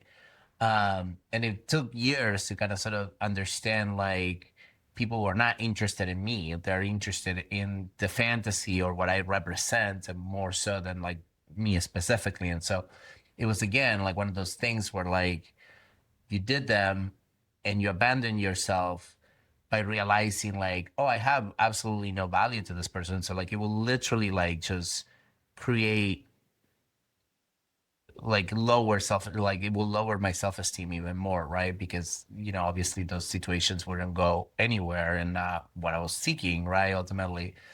And so I think that that's something that now as a more healed, not healthy, but like healed more since, the reason why I have such a definition of like who I'm looking for and like what type of connection I want before having sex is because all of those faults that I made before that I didn't realize that indirectly it was eating at my self-esteem, because I was putting myself in situations where like it wasn't going to provide the satisfaction of my own needs, but like it was just gonna be either attention or just like a momentary sexual exploration or whatever it was. And so now I've been in this app where like there's like I keep getting hit by like this like heteroflexible or like bisexual guys exploring, and I've been so like, no, I'm sorry, I'm not like, that's not what I'm looking for. Like I'm very clear about what I want, and it's not for me to be an object for you to explore your own fantasies. Like that's not something that is gonna satisfy me. Yes, you're hot. Yes, you're like whatever, but like it like I'm so cutthroat, and like I just be like, nope, that's not gonna satisfy me. The fantasy might be fun for like a second to explore it in my head, but then I'm like, what's the end of this? The end of this is gonna be me unsatisfied, not finding what I'm actually looking for. And I think like to get to that place of saying like this is not what's going to satisfy me, it has taken so many years, and I just only wish that I could have like gotten to this place sooner in my life, because it would have avoided me so much heartbreak. But yeah, so that's my answer to that question. Okay, now go ahead. For the lady. I was just gonna say, yeah, I think that's a really common struggle amongst like gay men. I feel like there's this kind of like inherent desire to like always keep the door open because our like options are so minimal, and that like we shouldn't really be so nitpicky in particular because the pool of options is so much smaller. But it is really But is that empowering. real, or is that like a fantasy? I feel like there's so many. Maybe where we live, there's a lot of options, but I think that it's a little bit of reality and fantasy. I think that there's this like part of us as children who grows up not seeing ourselves anywhere. So we grow up with this expectation, like under this assumption that there are so few of us. And then you become an adult who's like looking for romance and connection and sex. And so there's this background of, oh, there's so few of us, that like it turns into this, oh, I can't be really particular, and I like always need to keep my options open because my options are so few. So I think it is really, universal gay male struggle to get to this place of you don't always need to keep the door open for everybody, and it's good to be specific and particular about what you want. I think it's not for everybody, but I noticed that it is the healthiest path for me to not be emotionally dysregulated, because those like maybe 5 minutes to an hour of attention that I might get that might feel good in the moment will send me into this crazy spiral of depression for not having what I want and for betraying myself for not sticking to what I know by now at 40 something. But what I know by now that like it's what ultimately will fulfill my needs. And so honoring those needs have become saying no earlier for me. Well, that doesn't mean that it's for everybody, but for me to say like, hey, you're really hot, but you're straight and like this is not gonna go to where I wanted to go. So what's the point, right? Yeah. So yeah. Sounds like your Okay, therapist is so better we're than running mine. Might need to call them. No. we're running a little bit over, but you do have a couple of questions for us. So pick two of your favorites, Caleb. You got muted. Oh no. This is so crazy. Okay, I want to know, why did you all decide to do this podcast? Yeah, because I'm very inspired by the explorations you're doing on it. I think I saw it right after Boots, Dario, and it really spoke to me with that of just joyfully open queer people talking about sex, gay life, whatever. So that really spoke to me. So I'm really proud of you two both for doing it, Dario and Ryan. Thank So you. what drew you to it though? Dario and I, before we came as close as we are now, a lot of our communication was like on social media through Instagram and like sending lots of like mental health content back and forth. And somewhere along the line, I guess I suggested to Dario that he should start some kind of men's group or something. I don't remember specifically. Maybe we were even talking about some kind of queer group or something or other. And I said that he should start one. And then that was when he shared that he had this interest in starting up this podcast. And I just fanned the flames. I love that you told the story because I think like I told the story before in the podcast. So this is the I thought it first was time I my hear it turn. from your voice. Yeah. Yeah, and just And I it's have just been this I like have to add. yeah, it's Go just been ahead. this amazing journey of hopefully us sharing our experiences provides opportunities for other people to feel more comfortable sharing theirs, and maybe we can like find healing somewhere in the middle where two people get to connect about these crazy things that happen to us or that we go through or that we're working through. Yeah. Yeah. To me, I think like the most healing part is just to know that I'm not alone on my feelings because for many, many years, I'm like, I don't feel that my personal experience it's being reflected in the community in general. And so by It's almost doing like this men are podcast, bad by being about able to talking about their feelings, you know? Like it's weird. It's crazy. The thought men were bad about talking about their yeah, feelings. there's that. There's also like, the loudest gays are not the ones that I see myself identify with. Like the typical things that are very cliche in our community.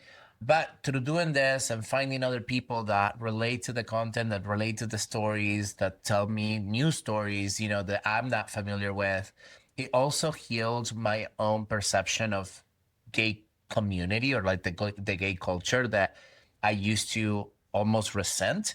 And I didn't like that feeling. I was like, I don't want to resent this group of people that I don't even know, like, and I don't want to make it so that it's a cliche of like, oh, all of the gay people do the same thing, and yes, there is some groups that do that. And so, but by doing this, like I've been able to also expand my awareness of and humanize the culture in itself. So even that part has been really healing for me.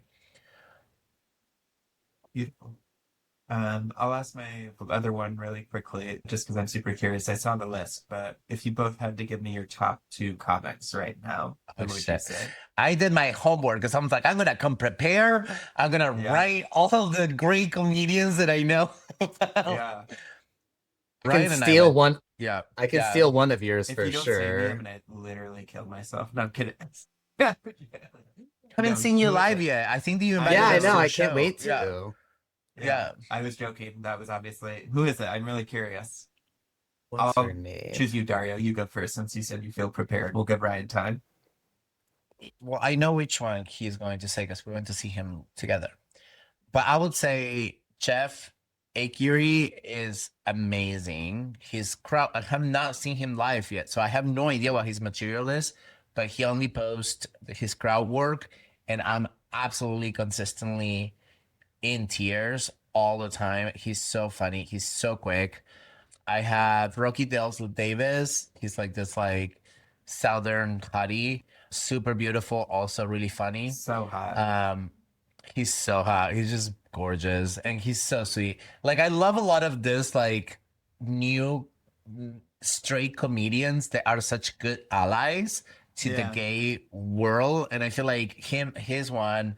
I'm not gonna steal Ryan's yet. Gianmarco Soresi. That's who I was gonna steal from you. Actually, was Oh, really? Gianmarco. Do you? Yeah. Oh, I you thought wanna you know a were fun gonna fact? say Will.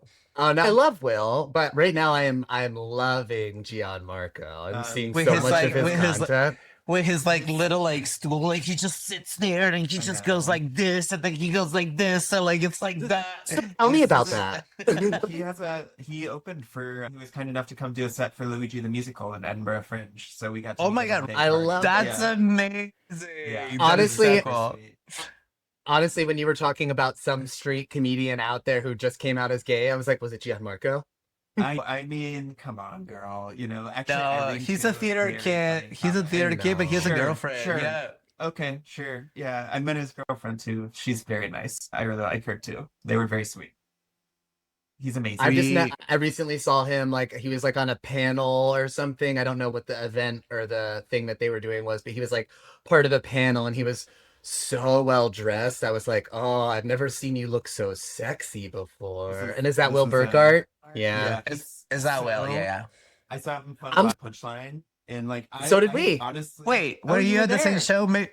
Yeah, we were Maybe. there. We were like on the first, but maybe it Me was a and- different date. I was gonna say, if you were there, you would have known that Dario and I were there because we got a Well, lot of attention during that um, show. We were on My the. boyfriend We did also had too. like.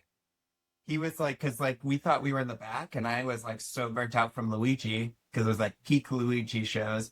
So I dressed like a piece of shit, and I thought I was like not going to be in the back. And Chris had bought premium seats, so we were literally sat right front stage. And Chris has giant arms, and they were like, he has the hottest fucking fans, and so like everybody picked on my very shy boyfriend the entire time. But Will Burkhart, There must have been so a different fucking date. live. It must have been a different date He's because so I don't. beautiful. He's so charming. I Who don't know if I will? will call He's so him- cute. He's he's so very adorable. Cute. He's Much shorter adorable. than He I is thought. just.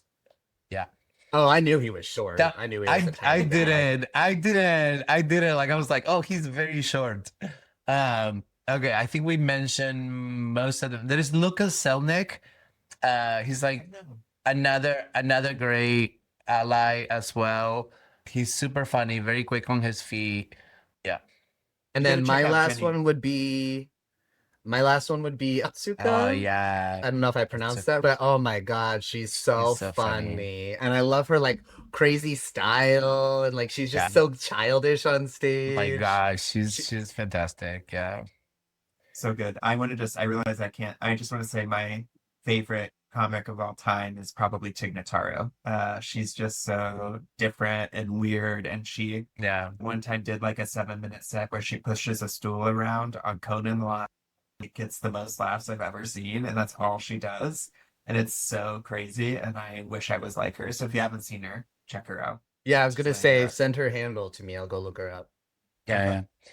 Okay, so closing reflection for you, Caleb. Like, what do you hope audiences will sit with after seeing your work, whether that's the stand-up or Luigi or the new project you're working on? Like, what would you like the audiences to carry with them after? I think that no subject is too difficult to talk about, but you can always use humor to make things brighter in a dark world. And you should never be ashamed of yourself. That's the biggest thing. No matter what you've done, there's always a reason that you did it. So don't be too hard on yourself. I love that. That's super sweet. Yeah. We're so happy you came Thank to you. hang out with us and that you reached out. Tell people where to find you, where you're working on again, the name of your show, so they can go and find you. Cool. You can find me and all of my stand-up at caleb.meringue. You can follow at Luigi the Musical. There will be exciting news within the month around that I can't say publicly yet, but just as a little plug there. And then Von Steuben will be in LA on around May 10th. And you should follow Jenny Zigrino as well, and all the other Luigi people. Noah What is he Bradford, handle? Audrey Markettini, Ariel Johnson, all of them. Okay. So, yeah. You should send us all the ads Yeah. so we can add them to the post when we post the episode. Cool. Yeah. Thank you, Daria and Ryan. This was really cute and really fun. I really It was Thank so you great for to being have with- you. It was Yeah. great to have you. Thank you, Ryan. It's good to see you. Hope you feel Good to see better. you too. Yeah, thank All you, right. boys. And now I'm off to work. All right.